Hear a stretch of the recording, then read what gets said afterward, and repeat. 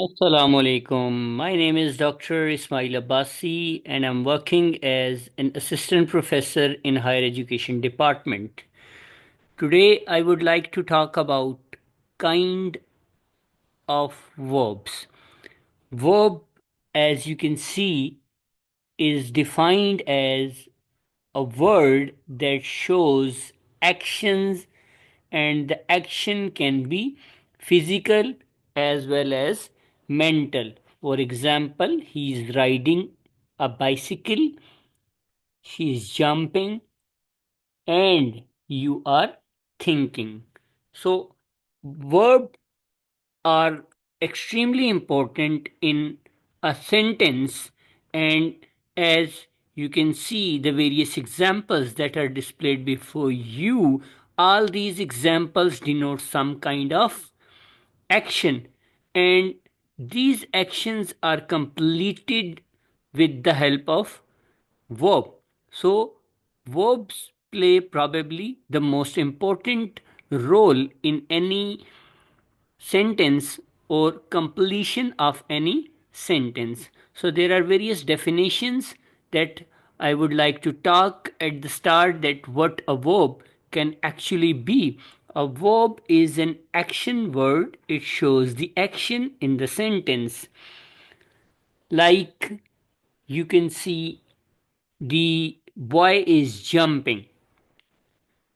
Definition number two: a verb is the central unit of any sentence of clause, and all the other words in a sentence take grammatical form based on how they relate to it. A verb can express actions such as run, live, change, or state of being such as is, are, am, was, were, or occurrences happen, become. Sentences can have more than one verb. A clause is a subunit of a sentence that has one verb in it. Another definition states a verb is a word that characteristically is the grammatical center of a predicate and expresses an act, occurrence, or mode of being that is in various languages is inflected for agreement with the subject, for tense, for voice, for mood, for aspect, and that typically has rather full descriptive meaning and characterizing quality, but in sometimes nearly devoid of these, especially when used in an auxiliary or linking verb. So here in this definition, we can see the various characteristics that a verb can have, such as subject verb agreement, such as tenses, such as voice, mood, or aspect in a sentence. Definition number 4 states which works is one based structure. A definition which works is one based on structure and function rather than meaning. Some structural or functional properties of the verb are: if tense is marked anywhere in the class, it is marked on a verb. The first verb in is in the phrase. Second aspect: if aspect is marked anywhere in the class, it is marked on or with a verb. Third one states in the present tense in a finite clause, the first verb in the verb phrase marked agreement with the subject in person and in number. So here from these definitions, it is evident that verb plays a central important in completion of any thought process that is denoted through a sentence. Verb occur in the main subclasses auxiliary and lexical main verbs. the order of these auxiliaries and the main verb is fixed. Only verb can be operators. An operator precedes the subject in a yes no question and immediately precedes the negative not and can contract with the negative not. So here you can also see that the verb is something that precedes a subject or that is related to any kind of subject. So these definitions stress meaning. These definitions often leave people confused. So, what are the actions in these sentences? Look at these sentences. His reaction is wonderful. Her understanding seemed clear. So, there is no action at all. So, how can these be types of verb? Because the verb is completing the sentence and these are static verbs.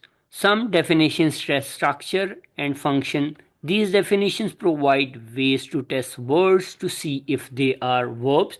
They require evidence to prove the words are verbs. So let's see that particular test in the example. We'll see that how if they can be changed to the past tense, then those words can be a category of a verb. For example, his reaction is wonderful. This is an example. Let's change the forms of each and every word and see if we can do it. His, possible, not possible, definitely not possible. Reaction, reactioned, possible, not at all. Is, possibly can be converted into was were. Wonderful is not at all. So test result says that is must be the verb in this particular sentence because rest of the words belong to other categories such as pronoun as well as adjective.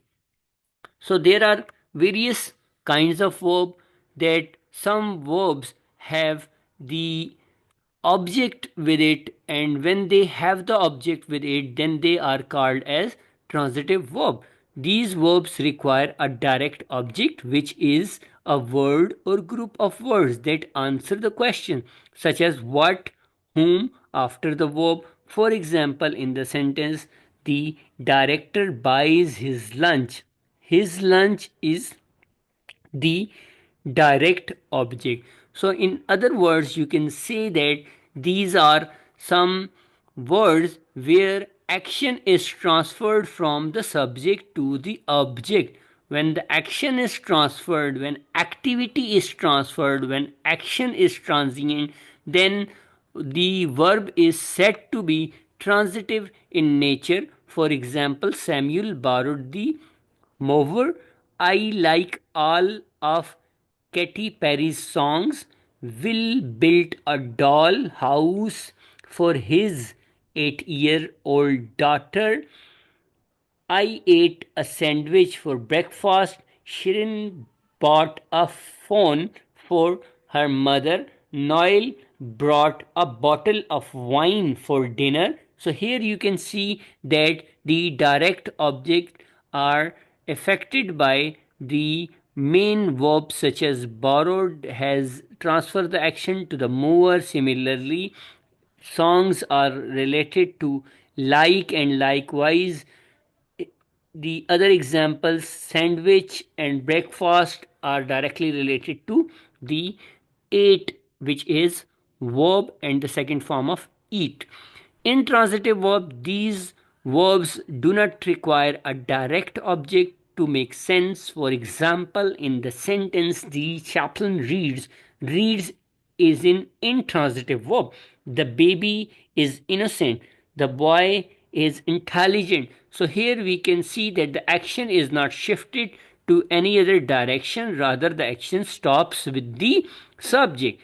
The chaplain reads, the attendees arrived by taxi. New Delhi is the capital of India. All of them danced at my wedding party.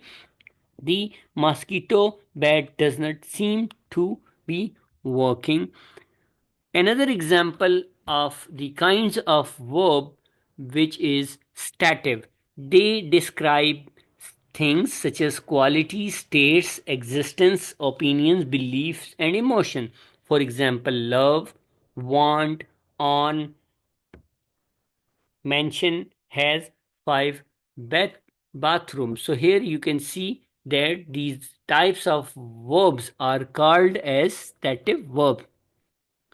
There are some static verbs as well. Another example which is form of be. Be is utilized as the main verb. Be forms of be are used as helping verbs as well in some condition, such as to be is also called as the main verb together with an adjective to show the qualities about the sentence in some the same situation, to be used only with adjectives or adjectives which modify other nouns. For example, she is a beautiful child. Rehan was a handsome person. He is confused in such situation. They are angry. So here you can see is, was, is, and are in all these four sentences. They are working as the main verb, or they have the responsibility to carry the target of the main verb. Some second point, in some situation where you can see that these verbs are used as comparative or superlative degrees, and here you can see that the motorcycle is faster than the bicycle. Islamabad is the most beautiful capital in the world. Here in both the sentences is used as the main verb. As a main verb, you can see that these forms of be can be used to talk about the location, such as they are at party, my house is in the village, Ali is in the dining room. There are some regular verbs and there are some irregular verbs as well.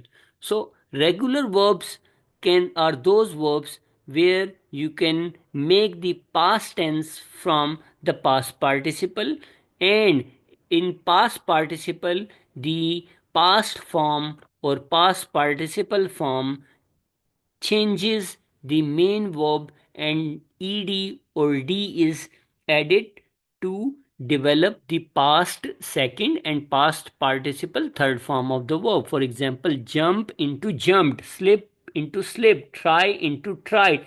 He walked 2 miles to the post. So here in these examples you can see that d or ed is added. There are some irregular verbs in which past tense and past participle tense form does not end in ed or d, and rather they have other varieties such as is changes into was. Similarly, am changes into was. Likewise, eat changes into at, eaten. Fly changes into flew, flown. Sing, like the example you can see, Cindy knew all of the rig. So here you can see that now, new, known, these are the examples of irregular forms of verb. There are some inflections and verb form inflections. What are these? One property of verbs is that they inflect.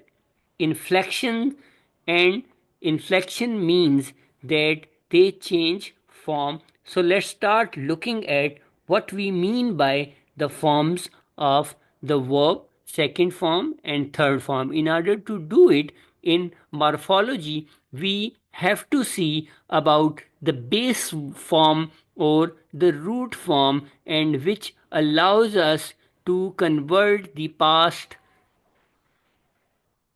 participle and present participle forms into various categories, various shapes. All English verbs start with a base form. This is the form you look up to learn about the verb in the dictionary. If you look up one of the other forms, you will be referred back to the base form. The base form is always uninflected because it hasn't been changed. The base form will be go, walk, do, perform, fly, fight. First forms of the verbs are called as base form, which are present forms of the verb. Finding the base form, if you aren't around a dictionary, you can always figure out the base form of a word, and here by filling in the verb sentences like one of these, like I really like to dash other words. So examples: I really like to swim, I really like to be silly, I really like to stab the wet ground with a pitchfork, or that that happens frequently, that occurs frequently. So here in these examples you can see that to swim, like swim, be, stab, happen, occur, these are all base forms. But the problem is that when it says happens and when it says occurs, so here the problem is that you have to find out that happens cannot be the base form, rather happen would be the base form, because that is a singular subject and that is adding something which is called as inflection, the S form. This is the S form of the verb used to form the third person singular in the present tense. In English, this is the most commonly formed by simply adding S or ES. There are these spelling exemptions such as have, has, do, does, imply, implies. So while adding the plural form, we have to change and we have to add something in order to make and in order to reshape that particular sentence or that particular verb to make it something new. So whenever a verb is slightly different than the general pattern, and then the verb or the form is called as irregular verb. So here you can see that irregular verbs are those verbs that do not follow the rule of D or ED. The ing participle form or present participle form, this form is produced by adding ing to the base. Again, there are sometimes spelling changes in the base, usually dropped final E in and then doubling the final consonant. So here you can see the examples: doing, having, and going. Similarly, being, writing, and likewise cutting are the examples of ing participle. The past tense, this is the form used to create the past tense of the verb in English, and many in English many but not all verbs are found by the or ed to the base form, and there are these exceptions which we can utilize, such as walk, walked, go, went, have, had, see, saw, cut, similarly reject, rejected.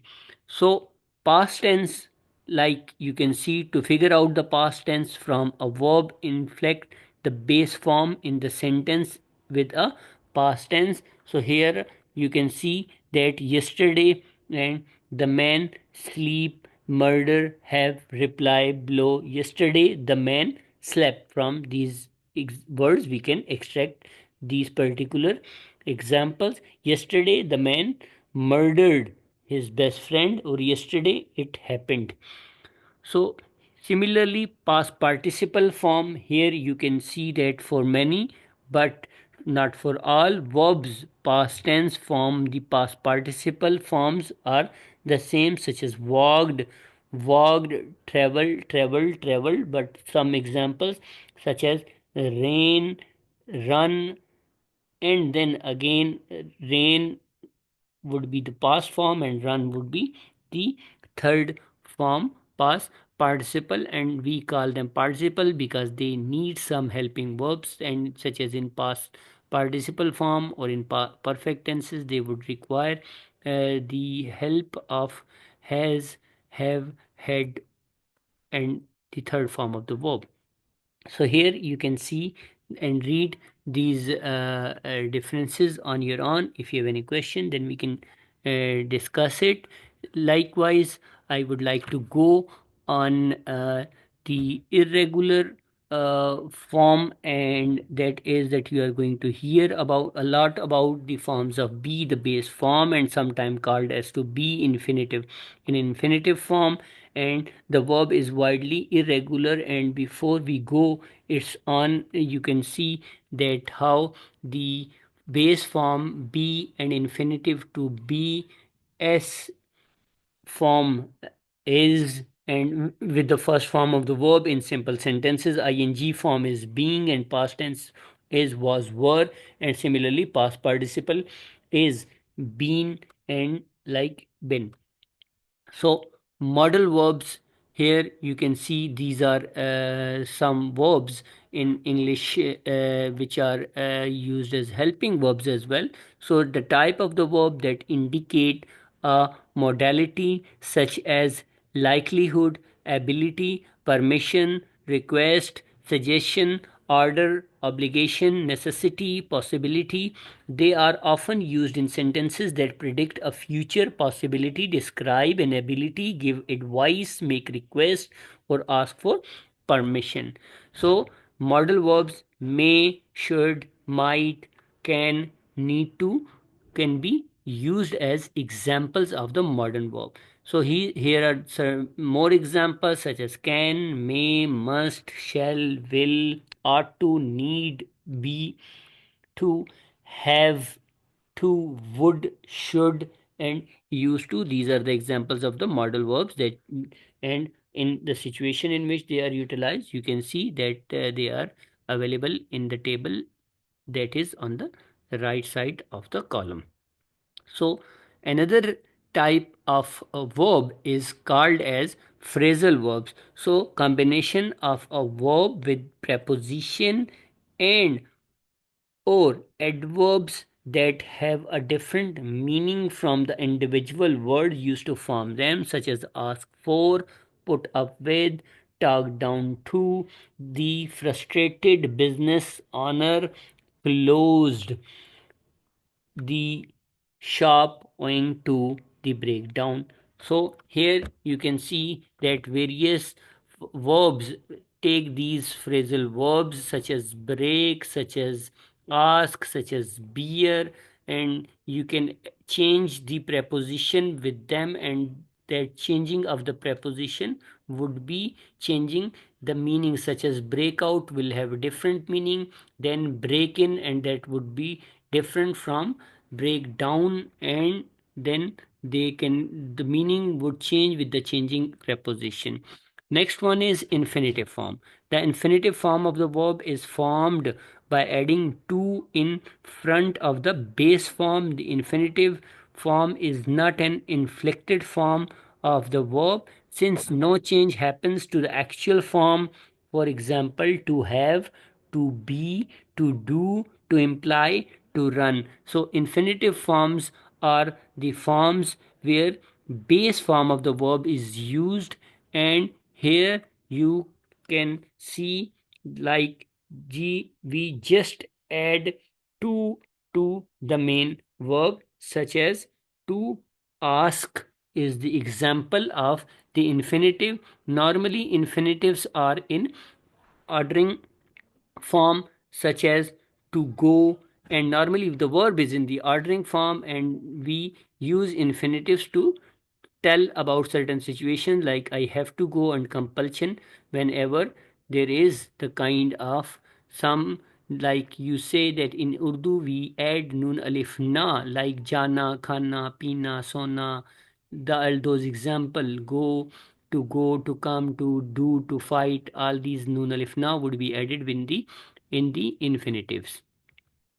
Similarly, you can see that these are the examples where you can identify various forms of the verb. So in today's session I talked about various forms of the verb, that and those forms of the verb you can see are uh, transitive verbs, intransitive verbs, and then stative verb, and after stative verb static verbs like the forms of be used as the main verb. There are regular verbs and there are irregular verbs as well, and there are inflections in the verbs where we use some kind of suffixes to make or create the past and past participle base form of the verb in order to change its meaning from present to past tense.